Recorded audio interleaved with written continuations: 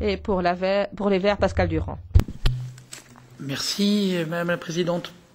Très rapidement, juste pour dire que, d'une part, je remercie évidemment la rapporteure pour l'excellent travail. Moi aussi, je considère qu'il y a beaucoup de points sur lesquels nous partageons son avis. Donc,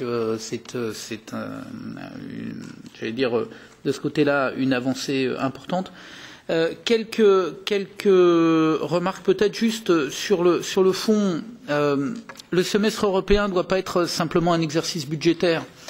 C'est-à-dire qu'il faut qu'on arrive à intégrer et que l'on rappelle qu'il faut un espace de l'intérêt général européen.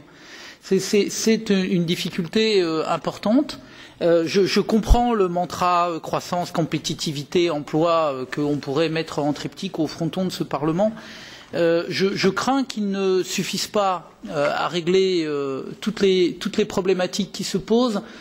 Par exemple, la question de l'économie circulaire est une question importante parce que c'est peut-être une des capacités aussi de l'Europe à essayer de rentrer dans le XXIe siècle en économisant ses ressources et en relocalisant sa production. Donc c'est aussi important, à mon sens, pour l'emploi que la pure compétitivité ou que la recherche de la croissance pour la croissance.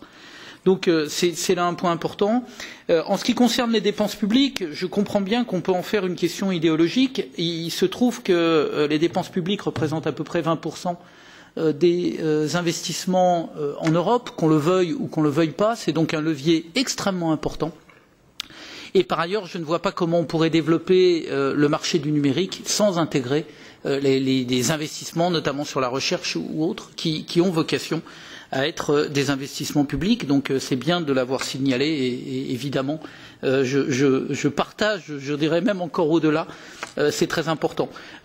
Arriver à trouver dans ce rapport le juste équilibre. On voit par exemple que la suppression des barrières que nous souhaitons également de nos vœux ne peut pas répondre à toutes les problématiques de compétition éventuellement entre États.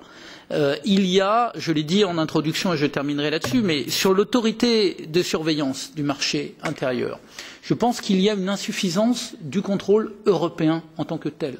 La question, et je ne veux pas polémiquer, mais la question Volkswagen et d'autres constructeurs, ce n'est pas du tout pour me focaliser sur un constructeur plutôt que d'autres, démontre qu'il y a une consanguinité fréquente entre les instituts de contrôle et les États et la question des emplois à l'intérieur de ces États. Je trouve que nous avons là un manque cruel de défense de l'intérêt général européen. Peut-être que nous pourrions insister pour qu'il y ait des autorités de contrôle de marché véritablement européennes et qui portent l'intérêt général européen. Voilà. Merci.